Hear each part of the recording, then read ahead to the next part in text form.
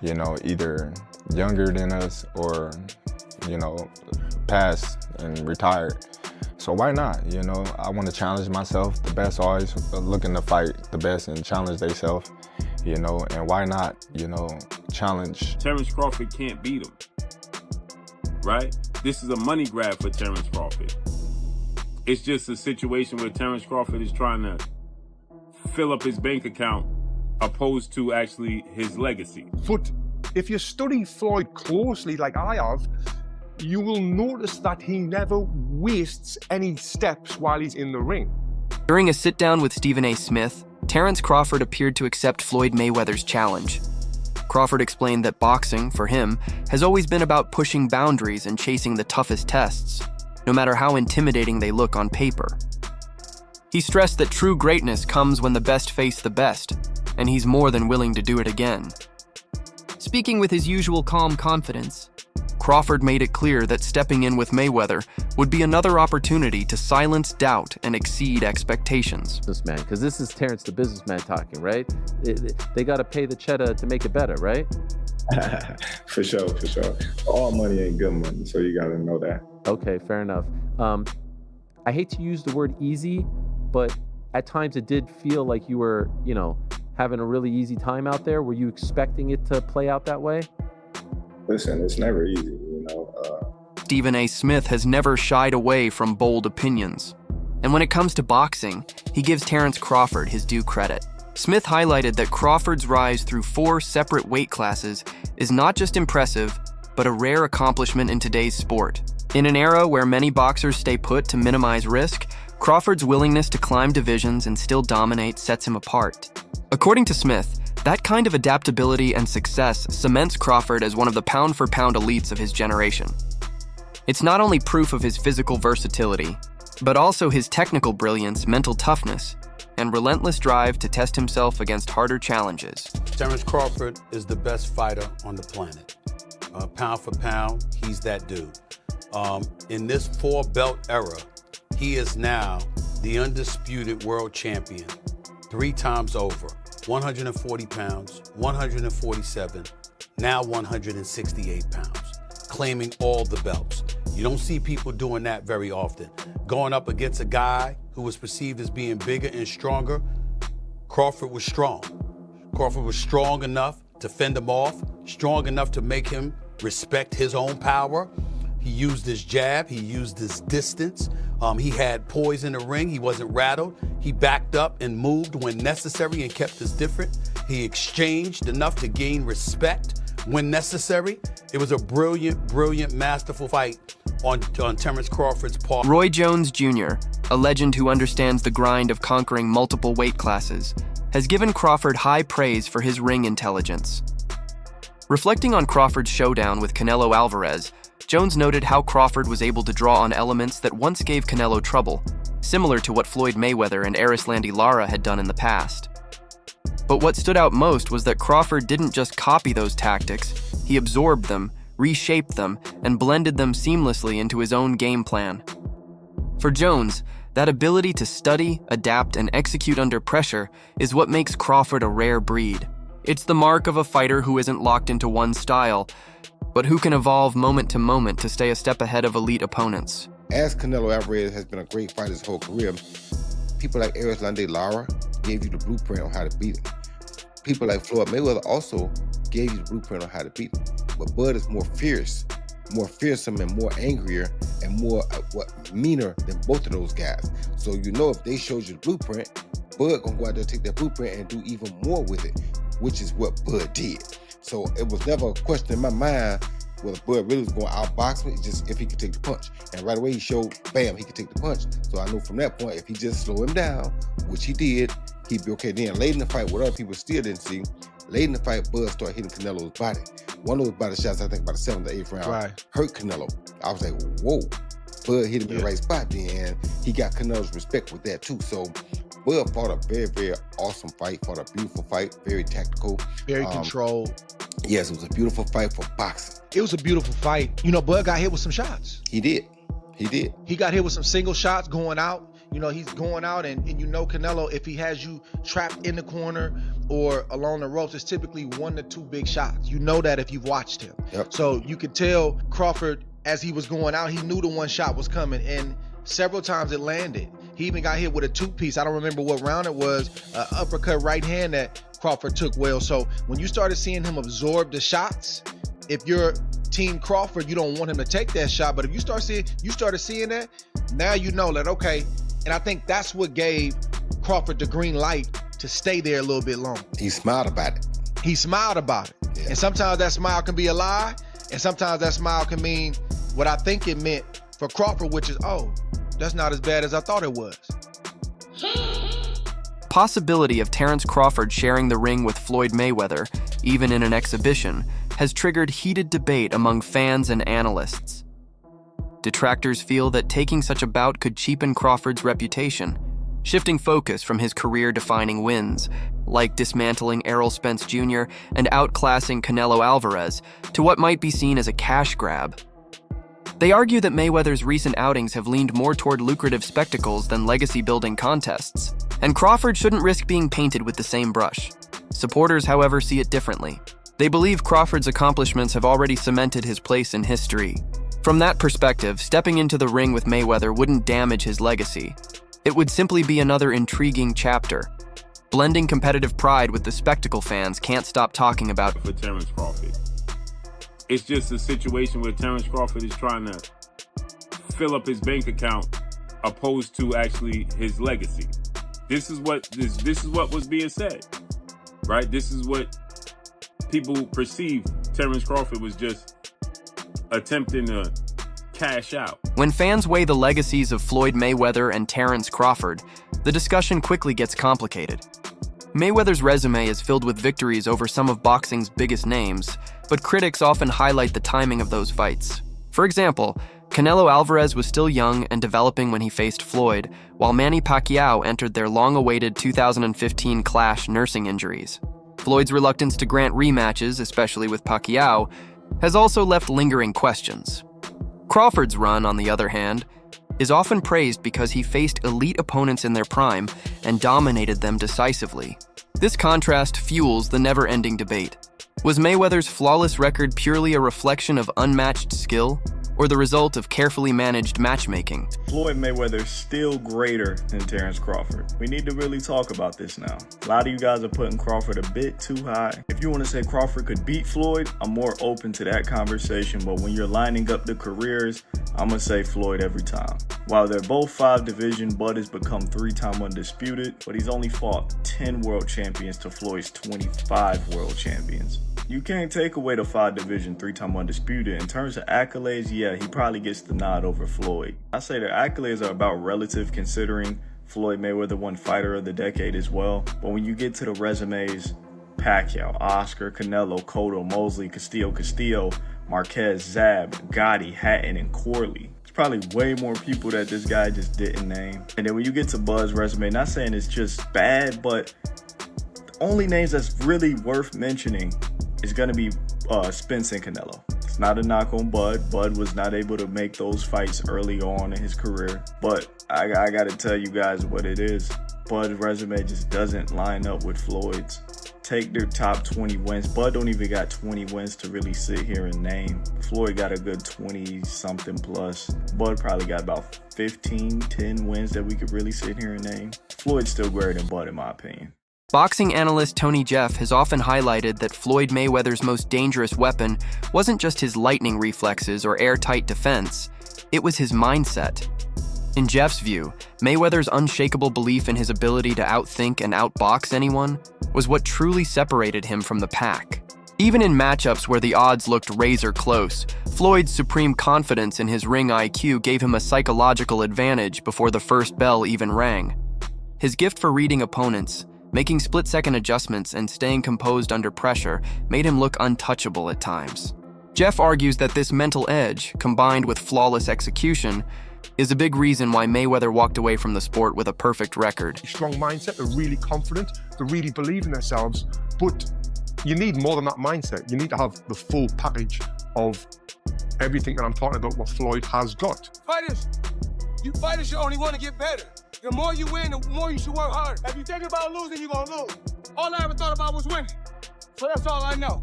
Floyd would visualize his success before he even stepped into the ring. There was no alternative to him but winning. And this mindset isn't just for boxing, it's for all walks of life. And I've actually done a full video talking about how I used this mindset of visualization to win my Olympic medal. And it was an absolute game changer. Now, Floyd used to use this mindset to ease the pressure that he put himself under. And he made himself think like, I'm not under any pressure right now, where he was under immense pressure. Pressure either makes you or break you. Well, you see where I'm at, so it's obvious that I'm the type of athlete or I'm the type of entertainer that can deal with pressure. There's never no pressure. Now, if you watch his fight in 2013 when he fought Canelo Alvarez, Canelo came in a young, strong, undefeated fighter, but by round 2, Floyd kind of had him figured out. He was reading Canelo's jab. He would slip outside and then come back with a clean counter punch, then move his feet and get out of the way. He basically had the full fight under control, and he was controlling the full rhythm of the fight. He was forcing Canelo to fight at his pace. And this is what he would do in all of his fights. He would get his opponent to do what he wanted them to do without their opponent even realizing it, which is what we call boxing IQ. Now, even though I'm not a fan of Floyd Mayweather personally, because of the time when I did meet him, what he said to me made me just feel like this guy is a piece of shit. The boxing world is always buzzing with talk of potential showdowns, and one matchup that has captured major attention is Terence Crawford taking on David Benavidez. Known for his size, raw power, and non-stop aggression, Benavidez poses a completely different kind of threat, one that could test Crawford like never before. While no official announcement has been made, the speculation alone shows how eager fans are for true legacy-defining battles, not just high-paying exhibitions. Crawford versus Benavidez would be more than a fight. It would be a clash of styles, precision and skill against size and pressure. For many, it's the kind of matchup that represents the very essence of what boxing should be. Not me, but shocked the world. This past Saturday, Mexican Independence Day weekend, what he took on and defeated another first ballot Hall of Famer, but he essentially jumped up 3 weight classes, technically 2, from 154 to 168, but only had 1 fight at 154 last August against Israel Majamov. Terence Crawford defeated Saul Canelo Alvarez, who is a 4-division champion, 2-time undisputed super middleweight, and the reigning, at the time, super middleweight world champion, undisputed world champion. And Terence Crawford beat him handily and convincingly. And because he beat him so easily, now the 63 win, 3 loss, 2 draw, 39 win by way of knockout, biggest threat has been now imposed on Terence Bud Crawford. And that's the Mexican Ecuadorian monster, David Benavidez, who is a 2-division undefeated world champion, is the 2-time WBC super middleweight and reigning WBC light heavyweight, 175-pound champion, who has a record of 30 wins, no loss, no draw, 24 wins by way of knockout. He stands 6'2" with a 75-inch arm reach. This is a fight that David Benavidez has been calling for Canelo Alvarez when he was at 168, and Canelo Alvarez strategically maneuvered around him. But Canelo Alvarez is 5'7", with a 70-inch arm reach, started his career at 147 pounds, made his real name at 154 pounds. He's not a big guy, okay? And styles make fights. Benavidez is 6'2" with a 75-inch arm reach. His last fight at 168 against Demetrius Andrade, he rehydrated to 193. So he's a big guy. Canelo Alvarez probably rehydrate to 182, maybe 185 max, right? He's not a big guy, right? The debate over Floyd Mayweather versus Terence Crawford is one without a definitive answer. Both men ruled their respective eras, defeating the toughest opponents placed in front of them and doing so with authority. Mayweather's flawless record and defensive brilliance made him the standout of his generation, While Crawford's ability to climb weight classes and still dominate is a rare achievement in modern boxing, the challenge in comparing them is that their careers unfolded under very different circumstances, making a direct matchup impossible to measure. In the end, rather than choosing one over the other, it may be fair to say that both embody the highest level of boxing greatness in their own unique ways. Oh my goodness, I said that was gonna happen. If Crawford was to win, we're gonna be seeing a lot of these debates on whether or not Floyd Mayweather or Terence Crawford is gonna be better. Now this is gonna be a debate for a long time. I'm talking about one of those debates like LeBron versus MJ, Messi versus Ronaldo. It's one of those. And the thing is, I can get behind it. Let me go ahead and say this. When it comes to resume, I do think we give Floyd Mayweather the edge. I mean, he beat a bunch of champions.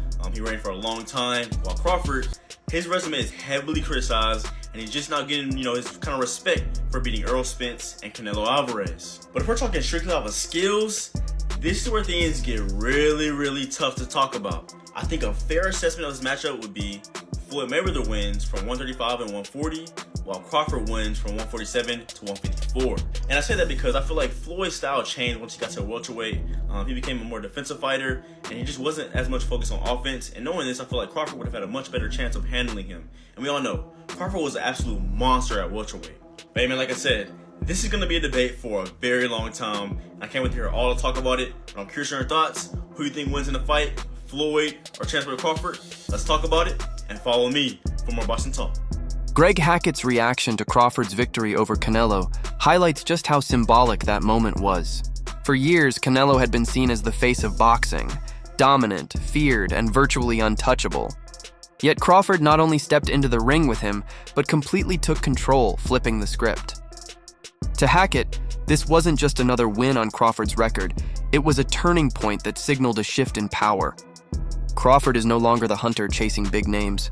He has become the one others fear, the top predator in the sport. In dethroning Canelo, he didn't just claim another title, he redefined the boxing landscape and established himself as the man at the very top. Because you gotta remember, Canelo is the guy right now in the sport that's supposed to be the man, big bad wolf. You beat him, you the wolf. Now it's like, you know what I mean? Like, all right, who else I'm gonna fight? You beat the shark, you beat the wolf. Right. Damn. Like, you know what I mean? Ain't no more ops out there. It's ops out there, but who gonna make them really want to get up? That's the shit gotta make sense. Like you said, you be the shark and then you be the wolf. Yeah. But there's the monster. Yeah, there is, but that's like a real monster. Bro, that's to me it don't make sense. But that's really what a monster. Yo, is that proof? All right, we got the legendary Pape in the building. Legend. But what makes sense? Like, what makes the most sense? I know you said get a line of suits, Brooks Brothers. Yeah, get a line of suits. Get a line of suits, get your money, man. Yeah, go ahead and get the easy money, bro. You ain't gotta sweat no more. What's up, bro? Not saying you ain't gotta work, you ain't gotta sweat. What's happening? He's paved a career where he could sit down at a table and get this money. He could come out with a Terence Crawford series now, just whatever, doing whatever he like to do. People gonna watch it. Nobody, the fighting part, people don't understand what it's like to be a fighter. A lot of times fighters really don't be interested in certain fights. It's cause when a guy see himself up here and then fighting a guy down here, it don't interest him. So therefore, when he train, he not gonna really train. He gonna train, but he not gonna train. He not gonna listen. He gonna feel like his coach taking it too serious, and he's like, man, this ain't even that. Crawford's win over Canelo Alvarez stands as the defining moment of his career, erasing any remaining questions about his greatness. His earlier dismantling of Errol Spence had already silenced those who doubted the level of his competition as he controlled that fight from the opening bell to the final round. But defeating Canelo, a fighter long viewed as nearly unbeatable, took his legacy to an entirely different level. Many analysts now agree that these back-to-back victories have ended the debate. Crawford has firmly earned his place among boxing's all-time greats. His ability to dominate elite champions across multiple weight classes is undeniable proof of his supremacy. But I think there was enough action, and I think Crawford displayed his skill enough, even to someone with not the most trained eye, that they know they saw a very high-level athlete perform something at a very high level last night. I think he gained the sports world's attention last night and respect. He already did after Spence, but it went to another level in this fight. And I think even the fight itself, like just from a median level, but then the moments where they were having these exchanges, like kind of late in the fight, then people were like, all right, it was good. Then like, okay, I saw somebody like, they're squabbing, like this is a fight here. So I think it did. And Crawford closed the show. Yeah. In 10, 11, 12, he stood in there and landed some hard shots and rocked Canelo at the bell. He didn't. James was talking about the great Floyd Mayweather. Floyd would go up on you 8-0 and then coast, and you might as well turn the fight off at midway through the ninth. Like, you know, he's not gonna. But Crawford didn't do that. That wraps up today's breakdown. Thanks for watching, and make sure to stay connected for more updates. Until next time.